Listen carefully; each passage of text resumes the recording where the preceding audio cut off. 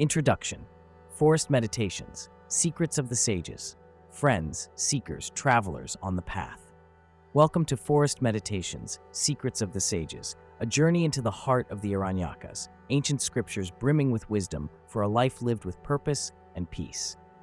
For centuries, the Aranyakas have remained somewhat veiled, whispered about within monastic walls and academic circles. They represent a fascinating bridge between the structured rituals of the Vedas and the profound philosophical inquiries that blossomed into the Upanishads. Think of them as the secret garden where Vedic fire ceremonies began to transform into the inner fire of meditation. This book is your key to unlocking that garden. It's for you, the modern seeker, longing for something deeper than the surface of daily life. You might be overwhelmed by the constant noise and demands of the world, feeling a yearning for stillness and meaning. Perhaps you've even dabbled in meditation, yoga, other practices, but are looking for a more authentic and holistic experience. Forest Meditations isn't just another dry academic text. It's a practical guide, written in simple, accessible language. We'll unpack the core principles of the Aranyakas, revealing their practical applications for navigating the complexities of modern life. It will focus on meditation practices and the spirit of renunciation, spiritual growth, and rituals for achieving liberation. Inside, you'll discover the powerful lessons contained within the Aranyakas, which are the ability to use the mind and the body for self-realization. Practical meditation techniques inspired by the practices of forest-dwelling ascetics, adapted for your everyday life. How to transform everyday activities into acts of mindful awareness, creating sacred moments within the ordinary. A deeper understanding of the interconnectedness of all things, fostering compassion and a sense of belonging. Tools to cultivate inner peace, even amidst the chaos of a busy world. The Aranyakas teach us that the true altar isn't necessarily found in a temple, but within our own hearts. Just as the sages retreated into the forest to contemplate the mysteries of existence, we too can create inner sanctuaries, cultivating clarity and wisdom, one mindful moment at a time. This book will not only teach you what the Aranyakas say, but guide you how to apply them. Let's begin this transformative journey together as we step into Forest Meditations and rediscover the secrets of the sages. What you've heard so far is only a taste of the profound teachings this scripture holds. As we move forward, you'll discover lessons that resonate with your daily experiences. Subscribe to keep this ancient wisdom within your reach. Together, let's explore its depths and bring its lessons into our lives. Chapter 1. Whispers of the Forest. An introduction to the Aranyakas' friends, seekers of truth. Welcome to the quiet heart of the forest. Let us embark on a journey, not through physical trees and winding paths, but into the profound wisdom whispered by the ancient texts known as the Aranyakas. Imagine a time long ago when spiritual seekers, tired of the noise and distractions of village life, retreated into the deep forests. They weren't just escaping, they were seeking a deeper understanding of life, death, and everything in between. The Aranyakas, meaning forest books, are the product of their quest. These aren't just instruction manuals for elaborate ceremonies. While the Vedas, the foundational texts of Hinduism, often detail complex rituals, the Aranyakas mark a shift. They bridge the gap between purely external rituals and inner, spiritual practices like meditation and contemplation. Think of it as moving from building a temple to realizing that you are the temple. The Aranyakas delve into the meaning behind the rituals, asking, why do we do this? What does it represent? They encourage a deeper, more personal connection to the divine. Instead of focusing solely on the correct performance of a sacrifice, they explore the symbolic meaning and inner significance of such acts. So who were these forest dwellers? They were ascetics, hermits, and seekers, perhaps even early gurus, individuals who dedicated their lives to self-discovery. The Aranyakas were their guide, their companion, and their record of inner exploration. Why are these ancient texts important today? Because human nature hasn't changed. We still seek meaning. We still long for peace. We still struggle with the complexities of life. The Aranyakas offer timeless wisdom applicable to our modern struggles. They remind us that true fulfillment comes not from external achievements, but from understanding ourselves and connecting with something larger than ourselves. They show us that inner peace is possible, even amidst the chaos of our lives. These ancient texts provide a path to realize your true nature. Chapter 2, Leaving the Fire, Finding the Flame, the transition from ritual to inner practice. Friends, imagine a grand fire ceremony. The air crackles with energy as sacred offerings are placed within the flames, accompanied by chanting. It's a powerful, outward expression of devotion, a plea to the divine. This was the heart of Vedic practice. But as time went on, something shifted. The Aranyakas reveal this transition, a move from outward ritual to inner exploration. Why this shift? Think of it this way. Initially, we might need training wheels to learn balance on a bicycle. The fire ceremony is like those training wheels, a structured way to connect. But true understanding, true connection, comes when we take those wheels off and find our own balance within. The Aranyakas guide us to that inner balance. The outward rituals were becoming repetitive, lacking the deep personal connection. The sages sought a more profound understanding, a direct experience of the divine. And they found it not in the smoke and fire, but in the silence of the mind, in the quiet contemplation of the self. Thus, the Aranyakas became a bridge, connecting the outward expression of faith with the inward journey of self-discovery. Let's say you are someone known for generous donations to charity. Public recognition fills you with a sense of satisfaction. Now, imagine walking down the street and seeing someone struggling to carry heavy groceries. Instead of simply writing a check later, you offer to help them carry the bags. This act, done quietly, without seeking praise, becomes a powerful inner ritual. You're still giving, but the focus shifts from outward display to inner satisfaction. The Aranyakas teach us that true transformation comes not just from doing, but from being. From finding that quiet, inner flame that burns bright within our own hearts. This flame of self-awareness, of compassion, of understanding.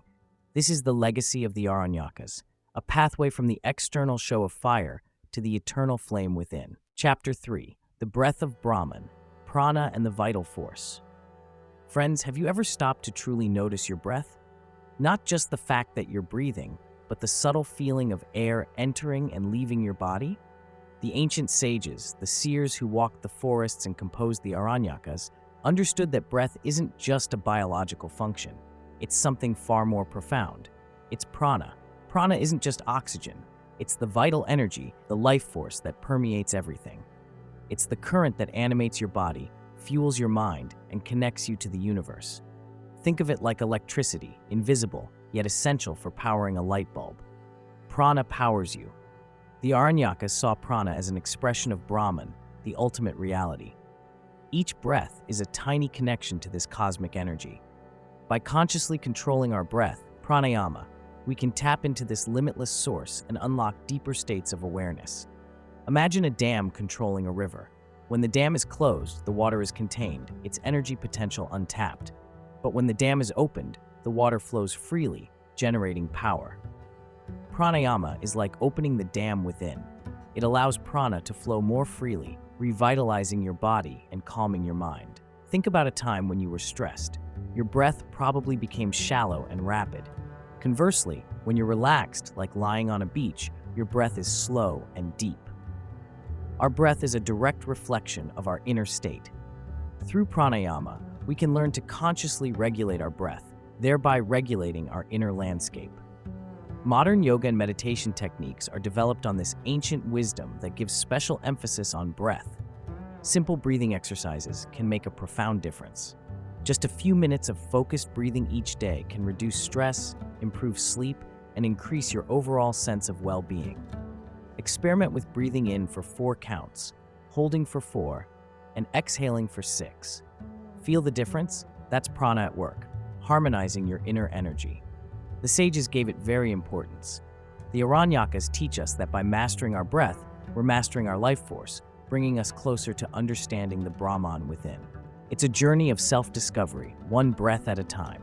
So breathe deeply, friends, and awaken the prana within. Chapter 4, The Mind as a Sacred Space, Meditation and Focused Introspection. The Aranyakas understood something profound. The mind, just like any sacred temple, can be purified and dedicated to something higher. This chapter explores the role of meditation, not as some mystical escape, but as practical training to harness the powerful tool of your own mind. Imagine your mind is a turbulent lake. Thoughts are the waves, emotions the currents beneath. Left untamed, this lake churns, reflecting a distorted reality.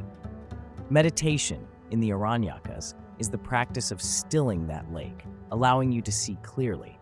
It's not about stopping thoughts, but about observing them without judgment, like watching clouds pass in the sky.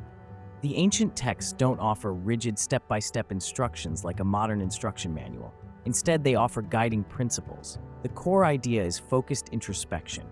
This means directing your attention inward, gently, consciously.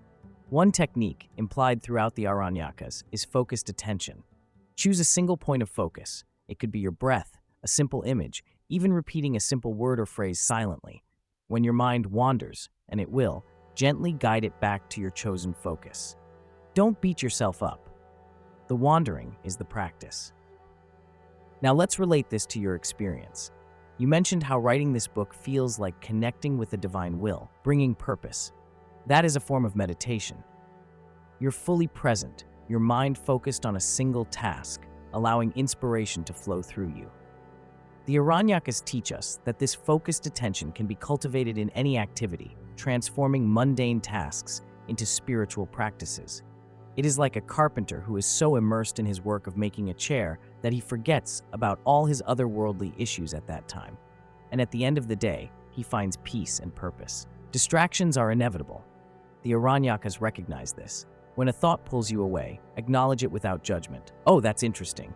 And gently return your attention to your focus. Over time, this practice strengthens your ability to remain present, even amidst life's chaos.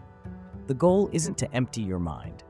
It's to create space between yourself and your thoughts and emotions, allowing you to respond with wisdom and compassion rather than react impulsively. By training your mind through meditation, you transform it into a sacred space, a sanctuary of peace, clarity, and inner strength.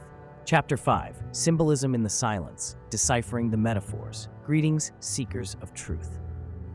In our journey through forest meditations, we now arrive at a crucial crossroads, understanding the symbolic language of the Aranyakas. These ancient texts speak not always in plain terms, but through metaphors, stories, and allegories. Think of it as nature's poetry, where every element holds a deeper spiritual meaning. The forest itself, the very setting of the Aranyakas, is a powerful symbol. It is more than just trees and animals. It represents the wilderness of our minds, the untamed aspects of our being. Just like a dense forest, our inner world can seem confusing and challenging to navigate. Each tree can represent the challenges in our life. Each animal can represent the thought or emotions in your life. Animals, too, play significant roles.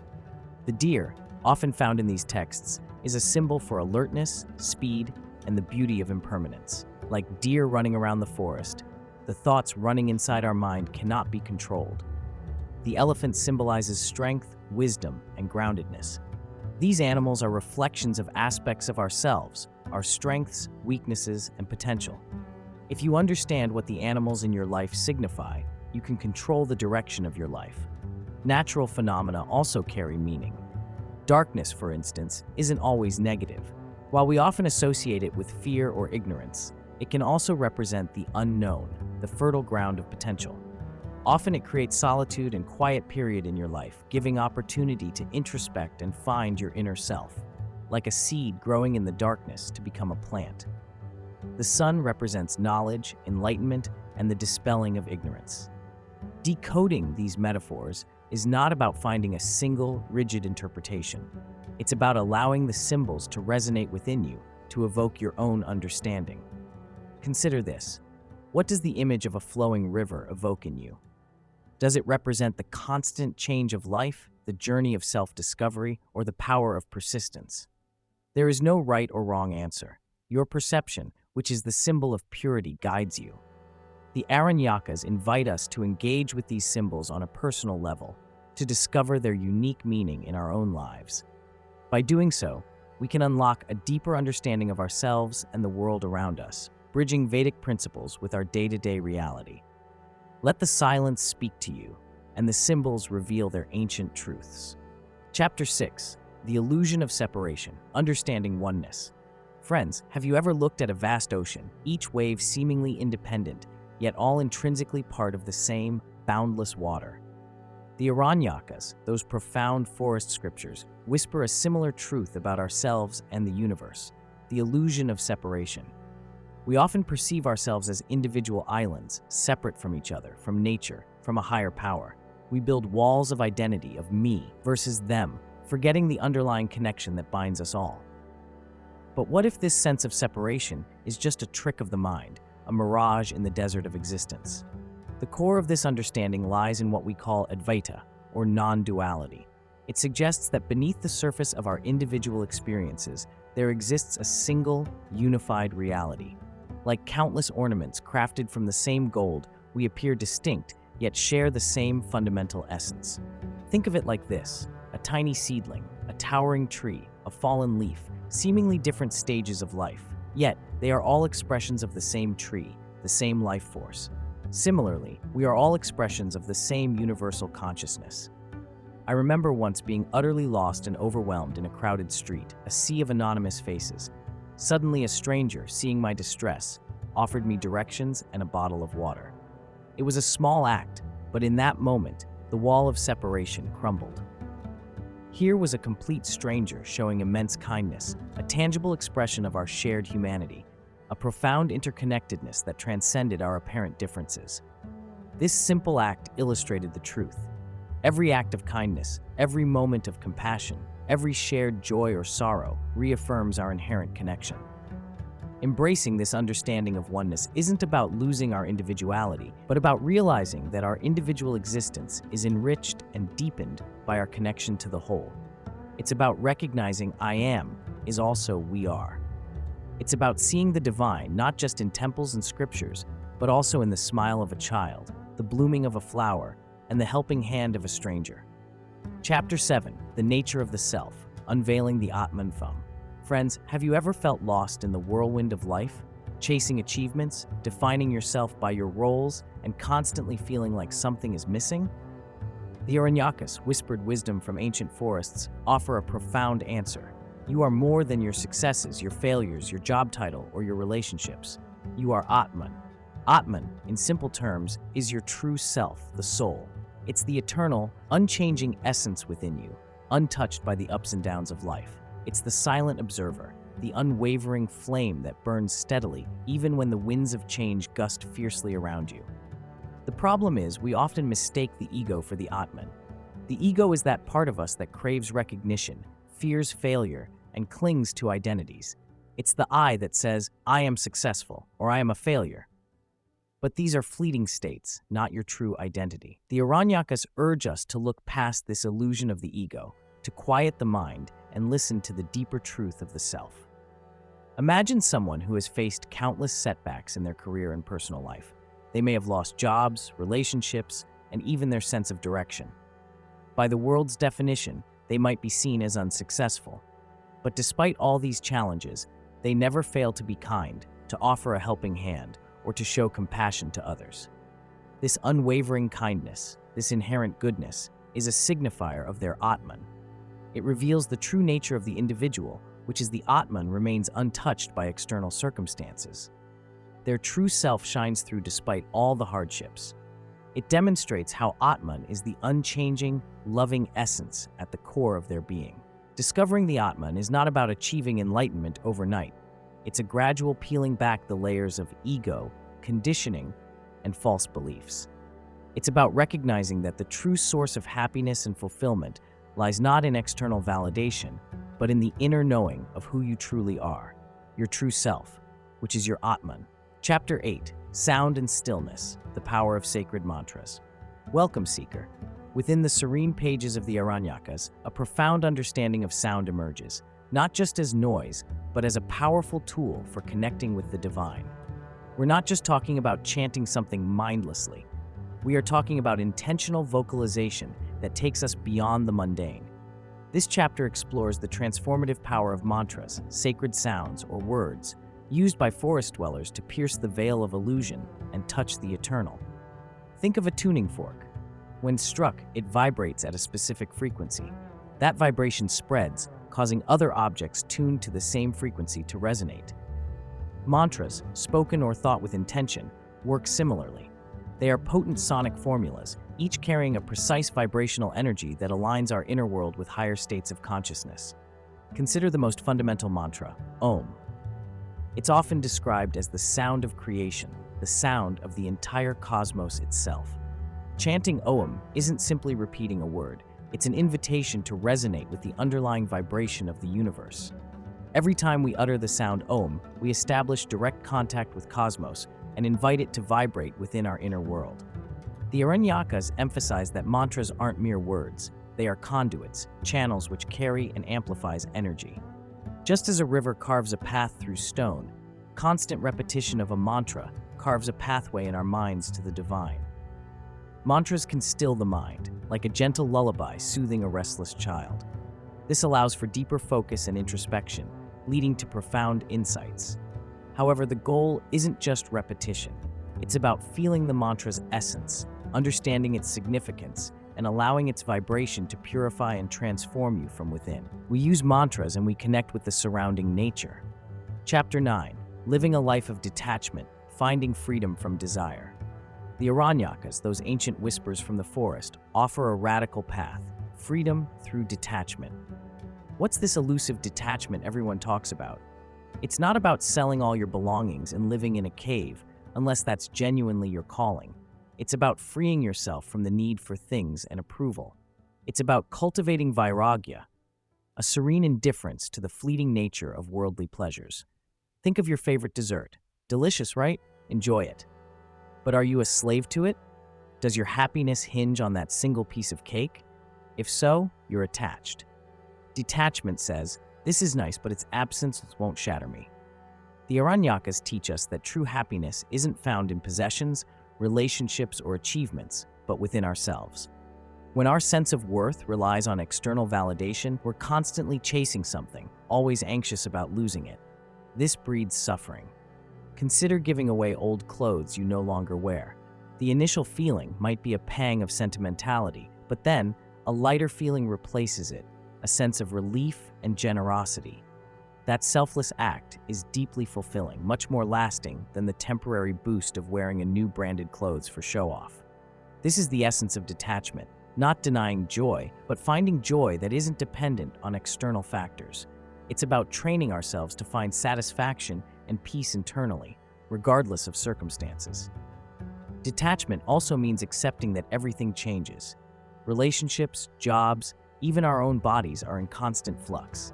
Clinging to these impermanent things leads to inevitable disappointment. By understanding and accepting this cycle, we can navigate life with greater ease and less suffering. Detachment from outcome is an important part of it. Let's be clear. Detachment isn't coldness. It's not abandoning your loved ones or shirking responsibility. It's about loving without possessiveness, fulfilling your duties without being driven by ego. It's seeing everything with a clear, unbiased perspective, free from the distortions of desire. Live your life fully, love deeply, but remember that lasting peace comes from within. Chapter 10. Discipline and Devotion, Cultivating Inner Strength. Friends, welcome. Today, we'll delve into two powerful pillars that support our spiritual awakening as taught in our scriptures: discipline and devotion. The Aranyakas, those profound forest texts, understood that simply wanting enlightenment isn't enough. We need sustained effort, discipline, and unwavering love, devotion. Discipline, or tapas, isn't about punishing yourself. It's about consistently doing what is beneficial, even when it's difficult. Think of a student learning piano. It's not always easy, but the consistent practice, the daily commitment demonstrates tapas. It's about building a strong foundation. This foundation is vital for expressing bhakti through the music created. Similarly, devotion, or bhakti, isn't blind faith. It is feeling love and gratitude within yourself. Imagine a gardener tending a rose bush.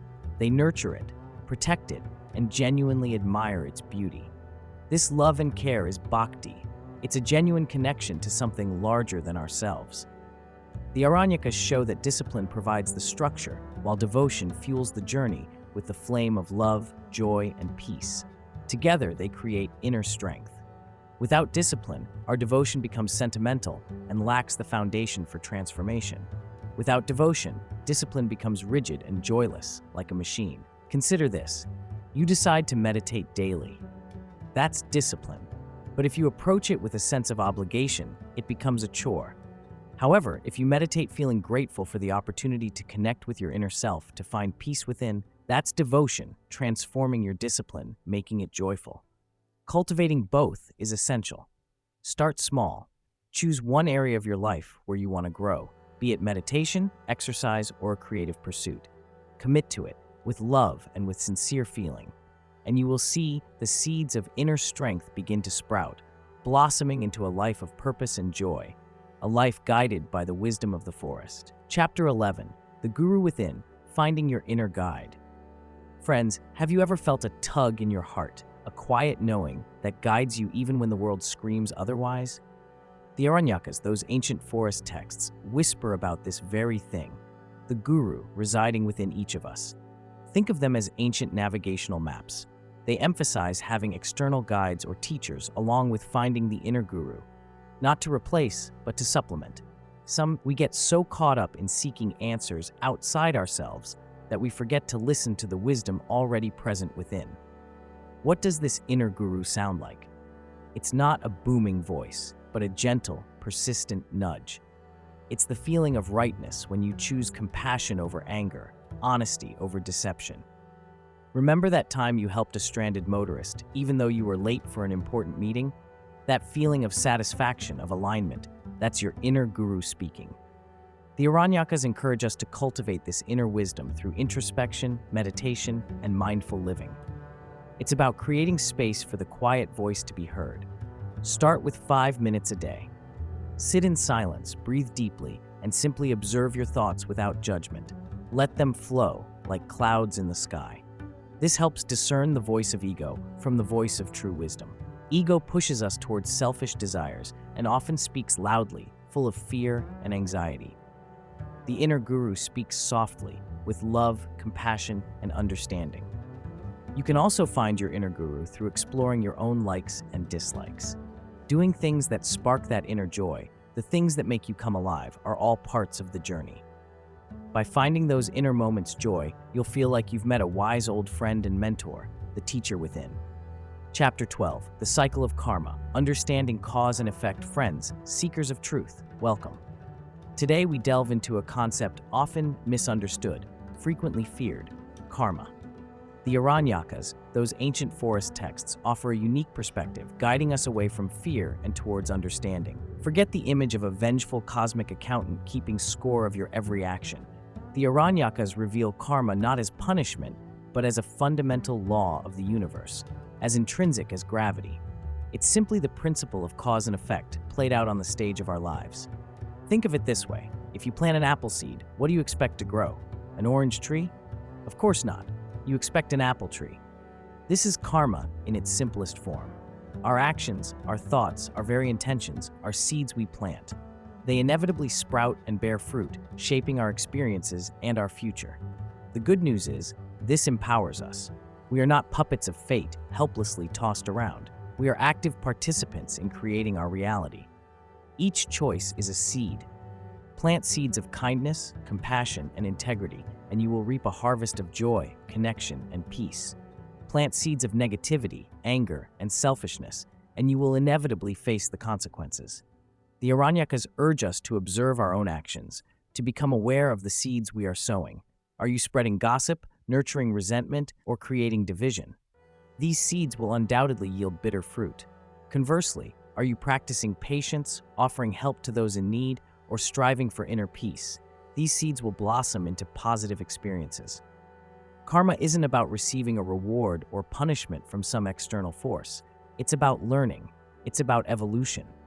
When we experience difficulty, it's not a random act of fate. It's an opportunity to understand the consequences of our past actions and to choose a different path, to plant different seeds for a brighter future. Embrace this cycle, not as a burden, but as a guiding force, steering you closer to your true self. See the karma in action in your life and correct yourself. That's the true essence of life. Chapter 13, Seeing the Divine in the Ordinary, Spirituality in Everyday Life. Namaste, friends. For too long, spirituality has often been confined to temples, meditation cushions, or retreats far removed from the hustle of daily life. But the Aranyakas, born in the heart of the forest, hold a powerful secret. The divine resides not just in solitude, but pulsates through every moment of our existence. We simply need to open our eyes and hearts to perceive it. The sages who penned these texts understood that true enlightenment wasn't about escaping the world, but about engaging with it consciously, with love and with wisdom. Think of it this way. The forest dwellers didn't have elaborate temples, yet they found the divine in the rustling leaves, the setting sun, the chirping of birds. If they could do it there, we can certainly do it here, right now. How do we bridge this gap between the lofty philosophy of the Aranyakas and the demands of our modern lives? The answer lies in mindful engagement. We start by recognizing that every action, no matter how small, is an opportunity for spiritual practice. Consider this, that hurried cup of coffee in the morning. Instead of gulping it down absent-mindedly, take a moment to appreciate the warmth, the aroma, the energy it provides. Be grateful for the resources that brought it to you, the hands involved in its cultivation. This simple act of mindful consumption transforms a mundane routine into an experience of interconnectedness. The Aranyakas emphasized selfless action, offering without expectation. Think of a genuine smile you give a stranger on the street. It costs you nothing, but it might brighten their day. Or offering your seat to an elderly person on the bus. These acts of kindness, born from empathy and compassion, ripple outwards, creating a wave of positive energy. They are, in essence, offering your own energy to the world. This, my friends, is the same spiritual satisfaction as doing meditation sitting on bank of the river. Similarly, consider your work. Instead of seeing it as a mere means to an end, ask yourself, how can I contribute meaningfully to the world through my work? Strive for excellence not for personal gain, but for the benefit of all. This dedication transforms work into a form of selfless service, aligning your actions with a higher purpose. The key is to shift your perspective. See every interaction, every challenge, every joy, and every sorrow as a lesson, a stepping stone on your path. By embracing this mindset, you begin to unravel the illusion of separation and recognize the divine thread woven through all of creation.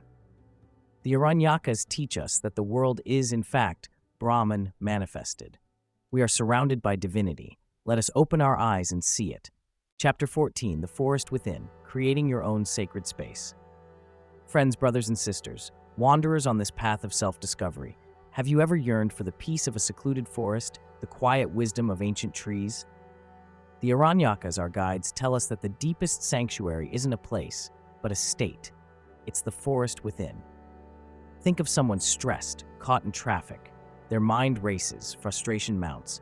Then, they remember their breath, close their eyes for a moment, and find a sliver of calm. That's the beginning of their forest within. You don't need to be a hermit to experience this. Your home, your office, even a park bench can become your personal sacred space.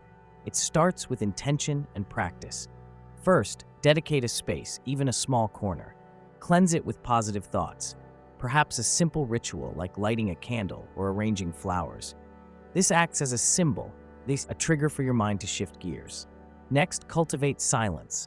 If true quiet is impossible, use calming sounds, nature recordings, soft instrumental music. The Aranyakas value sound, particularly chanting, for its ability to focus the mind.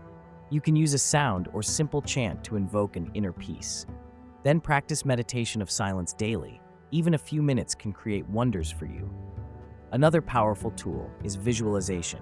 Close your eyes and imagine your perfect forest. What do you see? What do you hear? What do you feel? Engage all your senses. This mental imagery calms the nervous system and connects you to a deeper sense of peace. Remember, your forest within is not a physical escape, but a mental refuge. With regular practice, you can access it anytime, anywhere. It's a source of strength, clarity, and profound peace, a place where you can reconnect with your true self.